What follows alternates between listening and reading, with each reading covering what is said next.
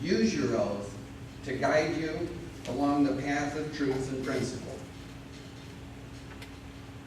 Now, some of you don't know the significance of today's white coat ceremony. You know that the students obviously are going to take an oath. But what does all this signify? The white coat ceremony is a rite of passage. It bestows upon each of these students a status higher than they have ever held to date. After today, they will truly be medical students. People will look at them differently. People will extend courtesies and privileges to them that were previously not granted simply by virtue of the status. But society will also expect more of them. Today, they become neophyte members of an honored profession. And from that profession, we expect a higher level of behavior. A higher level that we don't expect from others. We urge you to learn not only the art and science of medicine, but also the role of being a physician. To serve wholeheartedly, without hesitation, without prevarication or mental reservation. To serve with humility, humanity, meekness, and selflessness.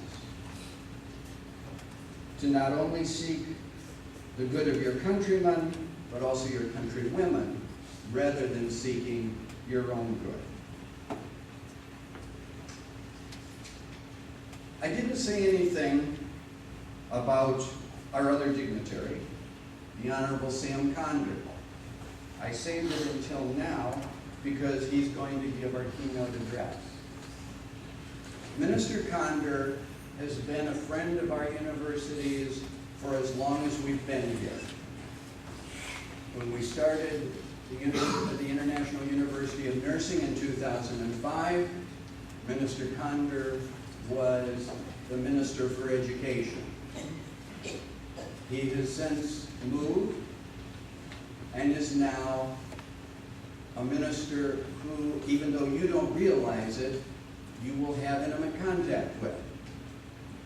Minister Condor's department handles the student visas. It's to him that you owe the privilege of being able to stay in the Federation of St. Kitts and Nevis and to study. Whenever we have needed Minister Condor, he's always answered the call. And once more today, we ask him to be our keynote speaker, to give you some words of wisdom, and we're privileged to have him. Please welcome the Honorable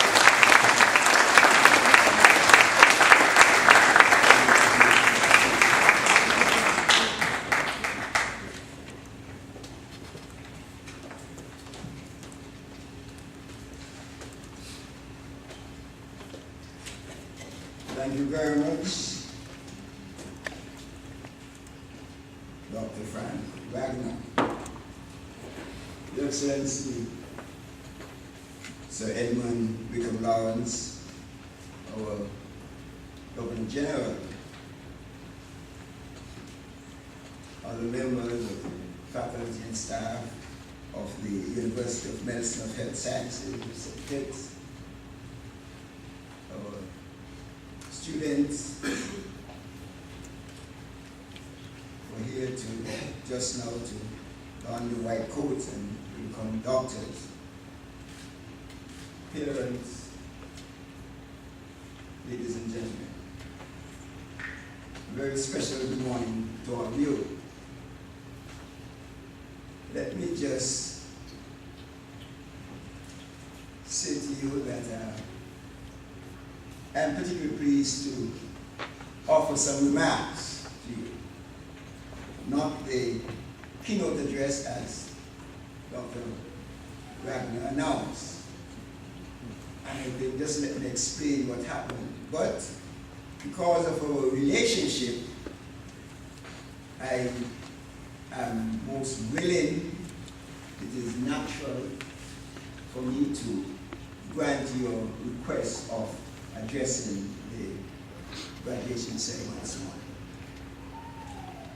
As Dr. Wagner said, I will call myself a friend of the university, a dear friend.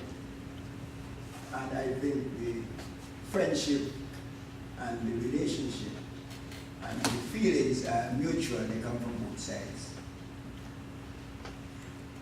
And so I was asked earlier this week to give an address. I had conveyed the message up to my secretary that I was unable to do so, but so it seems as if the message did not reach Dr. Wagner. And so I want to apologize for not having a prepared text, but I will not give up an opportunity to address the graduating students in this university, and I'm particularly pleased to do so.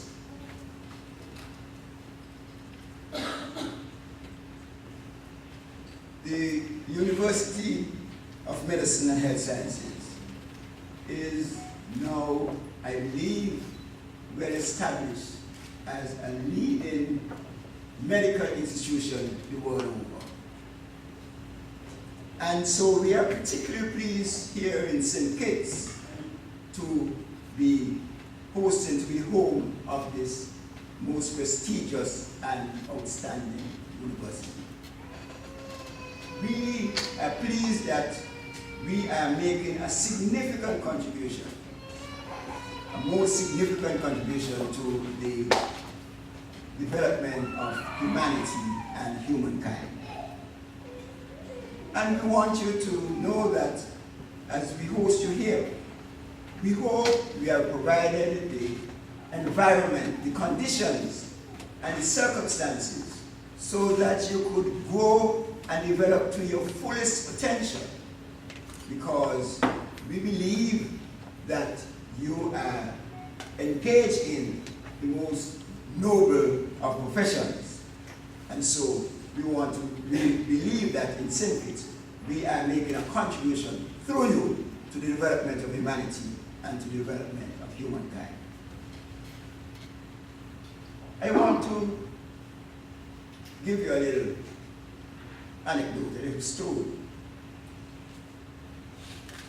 because it has always been a debate about which profession is the oldest profession of all.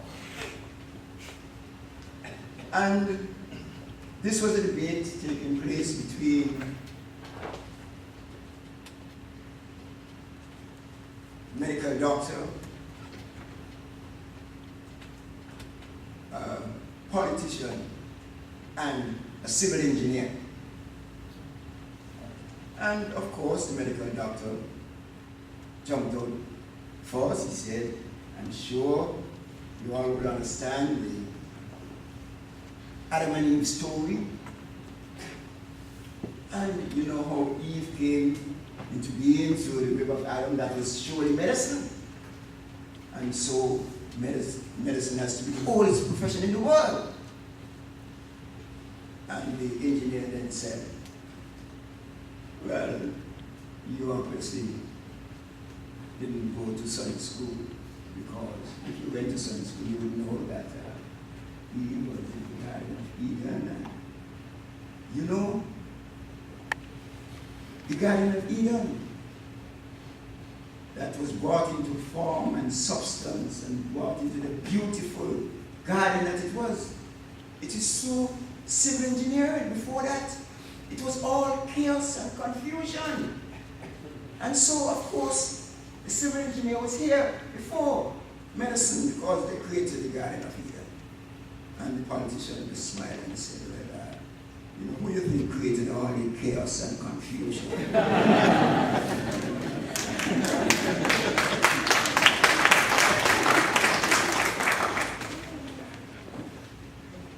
But pride of place, whatever is said about who was here first, pride of place must be given to medicine.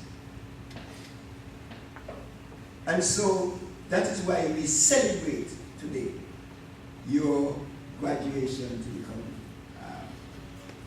doctors. And you know, and you were just told, that your role, responsibility, your obligation is to create the environment and the circumstances through which the body could heal itself. So you see how important and how serious your role and responsibility is. That as you engage in healing mankind,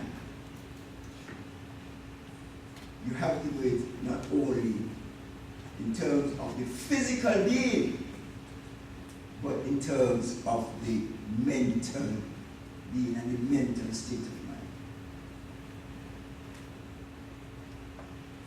That is an awesome responsibility. And I believe that this university here has prepared you for such a role and such a responsibility. And I want to commend the faculty and staff for providing all that it takes to make sure that they prepare you to this day. I want to thank your parents and your support group around you, your spouses and your friends, for supporting you to this day.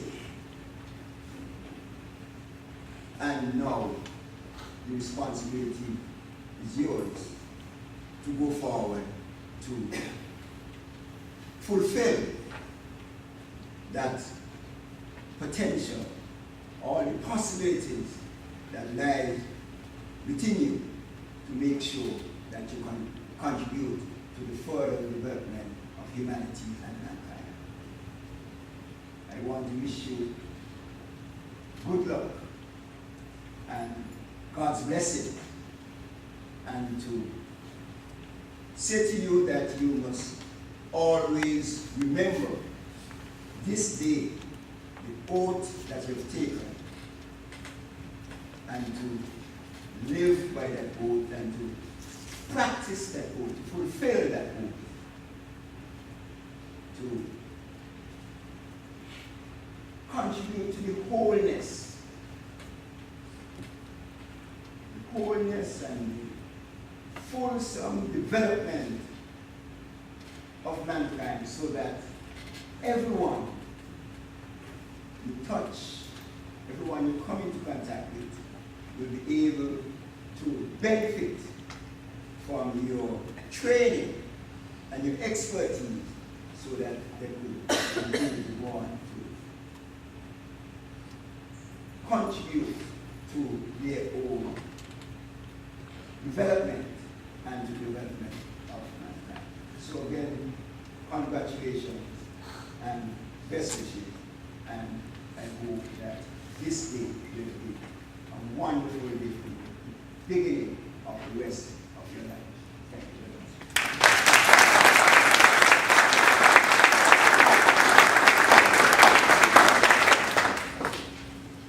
Well, as I said when I introduced him, anytime we call on him, he does follow through, even when we didn't give him time to prepare, or I didn't know that he couldn't prepare, and he still does it with a smile on his face.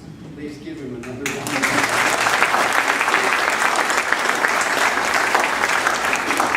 I must admit, he made me just a little bit nervous in his speech when he started talking about the oldest profession. And I was quite relieved when he stopped with the physician, the civil engineer, and the politician. He didn't want to go any farther. It's my pleasure at this point to ask the faculty to take their positions over by the table for Drs. Lass and Camacho to take their positions, so that we can conduct the donning of the white coat.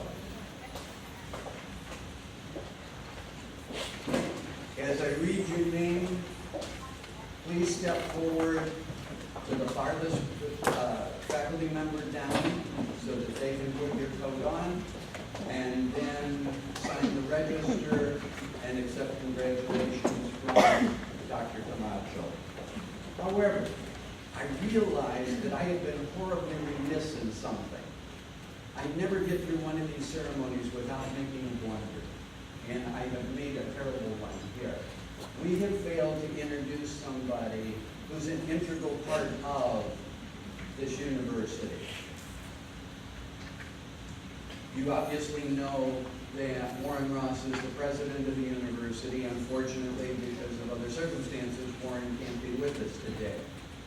But we do have a member of the Ross family here, one that many of you have had very close contact with, and she's essentially responsible for you being here today.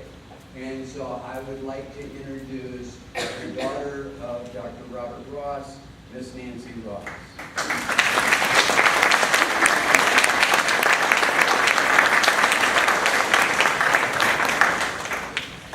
I'm certain that she will beat me around the head and shoulders later on for having left her out of the acknowledgement. If you please come forward now and let the faculty put on your white coat. This is a symbol that the faculty believes you to be worthy to join them in this university and believes in you to be able to become physicians who will be able to practice the art and the science of medicine honorably in the United States, Canada, and around the world. So